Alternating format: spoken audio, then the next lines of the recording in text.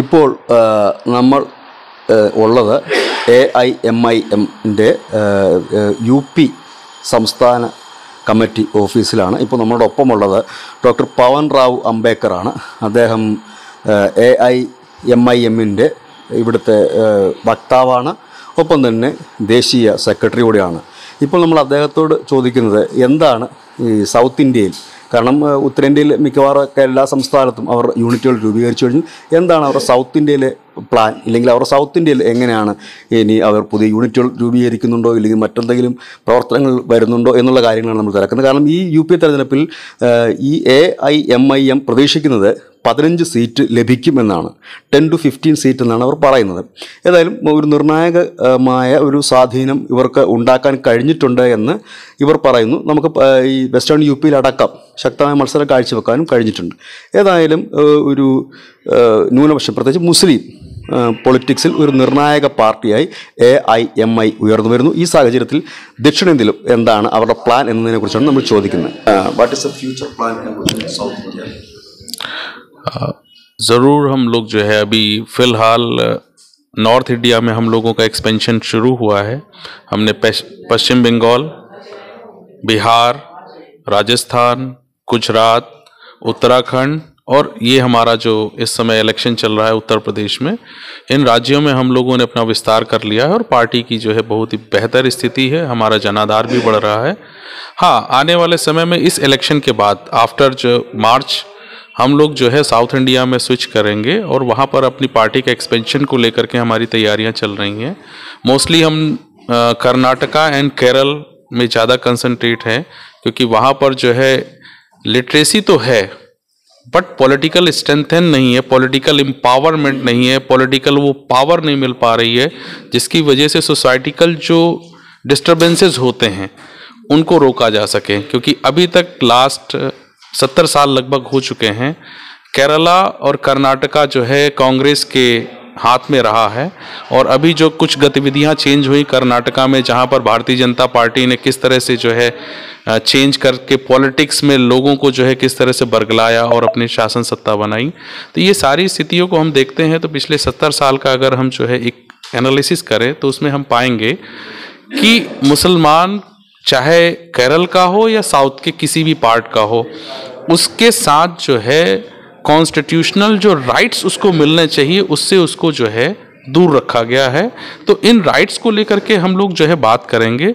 और इस देश में जैसी भावना चल रही, जैसी फीलिंग्स क्रिएट किए जा रही हैं कि लोग इसको धर्म के आधार पर चलाना चाहते हैं, संविधान के आधार पर नहीं, तो इसका प्रभाव निश्चित रूप से केरल में भी दिखाई देता है. क्योंकि CPI और CPM का जिस तरह से इफेक्ट है वहाँ पर, वो इफेक्ट एक सिस्टम भी है, सोशल सिस्टम के आधार पर भी काम करता है. तो अगर इस तरह से हम देखेंगे तो क्योंकि कांग्रेस इससे अछूती नहीं रही है, कांग्रेस भी CPM की आइडियोलॉजी को फॉलो किया है. कांग्रेस में ही जो लोग थे जो CPM को फॉलो करते थे, मोस्टली जवाहरलाल नेहरू. तो हम ये कह सकते हैं कि अगर कांग्रेस की आइडियोलॉजी वहाँ चलेगी तो रिलीजियस सेपरेशन हमेशा बना रहेगा. क्योंकि बहुत सारी ऐसी घटनाएं हुई हैं जो हिस्ट्री में नहीं, 1947 के बाद हुई हैं और कांग्रेस के रिजिम में हुई हैं. कैसी घटनाएं? 1969 में गुजरात दंगे कराए गए जिसमें से 5000 से ज़्यादा मुसलमान जो है मारे गए. 1980 में मुरादाबाद में जो है ईदगाह में गोलियां चलवाई गईं.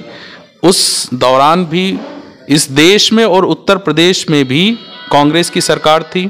1984 का दंगा सबको पता है कि किस तरह से जो है सिखों के ऊपर जो है ब्रूटल अटैक हुए और जिनको जिंदा जलाया गया और मारा गया. तो इस तरह की घटनाएं जो है दिखाता है कि उत्तर प्रदेश ही नहीं, पूरे देश भर में कांग्रेस ने धर्म के नाम पर हिंसा करवाई, रक्तपात करवाया. इसके लिए जिम्मेदार हम कांग्रेस को मानते हैं. क्योंकि कांग्रेस ने ही 1949 में अयोध्या के बाबरी मस्जिद में रामलला की मूर्तियां रखवाई. वहीं से उसी दिन से इस देश में धर्म के नाम पर एक लकीर खींची गई और जो आज भी चल रहा है. इसीलिए हम चाहते हैं कि इस देश में बाबा साहब डॉक्टर भीमराव अंबेडकर के बनाए संविधान का राज हो, उसमें जो कॉन्स्टिट्यूशनल प्रोविजंस हैं वो सभी पर लागू हो और उन राइट्स को लेकर के सभी तक हम पहुँचें, ये हमारा उद्देश्य है. അതായത് കേരളത്തിൽ കർണാടകത്തിലുമാണ് AIMIM പുതിയ പാർട്ടിയിൽ അവരുടെ പുതിയ യൂണിറ്റ് രൂപീകരിക്കുന്നത്. അതിൽ കേരളത്തിലെ കാര്യം എടുത്തു പറയുന്നത് അവിടെ ലിറ്ററസി സാക്ഷരതയിൽ വലിയ മുൻപന്തിയിലാണെങ്കിൽ പോലും മുസ്ലിം സമുദായം കടുത്ത പീഡനം നേരിടുന്നു, മനുഷ്യാവകാശ ലംഘനങ്ങൾ നേരിടുന്നു. അതിനെക്കുറിച്ച് ചോദിക്കാൻ അവിടെ പ്രത്യേകിച്ച് പാർട്ടികളൊന്നും തന്നെയില്ല.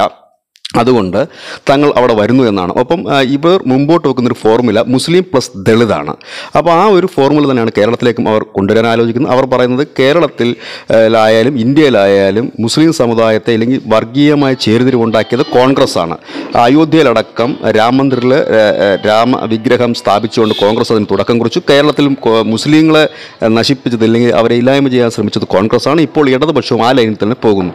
അതുകൊണ്ട് തന്നെ തങ്ങൾക്കൊരു ശക്തമായ ഇടം കേരളത്തിൽ ഉണ്ട് എന്ന് തന്നെയാണ് ഇപ്പോൾ AIMIMന്റെ വക്താവ് പറയുന്നത്, ദേശീയ നേതാവ് പറയുന്നത്. അതുകൊണ്ട് തന്നെ കേരളത്തിൽ മാർച്ചിന് ശേഷം UP തെരഞ്ഞെടുപ്പിന് ശേഷം മാർച്ച് അവസാനത്തോടുകൂടി കേരളത്തിലും കർണാടകത്തിലും OWC എത്തുന്നുണ്ട്. അവരുടെ പാർട്ടി രൂപീകരിക്കുന്നുണ്ട്. അതായത് കേരളത്തിൻ്റെ രാഷ്ട്രീയ ഭൂമികയിലേക്ക് മുസ്ലിം ലീഗിനെ കൂടാതെ SDPയെ കൂടാതെ വെൽഫെയർ പാർട്ടിയെ കൂടാതെ മറ്റൊരു പാർട്ടി കൂടി കടന്നു വരുന്നു. അത് AIMIM എന്ന് നമുക്ക് ഉറപ്പിക്കാൻ കഴിയും. മുൻപ് ഇതേ വാർത്ത ന്യൂസ് ഇന്ത്യ മലയാളം കൊടുത്തിരുന്നതാണ്. അതിൻ്റെ ആധികാരികതയ്ക്ക് വേണ്ടിയാണ് ഒരിക്കൽ കൂടി ഞങ്ങൾ AIMIMന്റെ മുതിർന്ന നേതാക്കളെയും കാണാൻ വേണ്ടി വന്നത്. അതുകൊണ്ട് തന്നെ ഇപ്പോഴും ഞങ്ങളോട് അവർ പറയുന്നത് മാർച്ച് അവസാനത്തിൽ ഞങ്ങൾ കേരളത്തിൽ യൂണിറ്റ് രൂപീകരിക്കുമെന്നാണ്. ഏതായാലും ലക്നൌവിലെ AIMIMന്റെ ഓഫീസിൽ നിന്നും ആദർശ് തുളസീധരനോടൊപ്പം ബിജു ത്രൈൽ, ന്യൂസ് ഇന്ത്യ മലയാളം.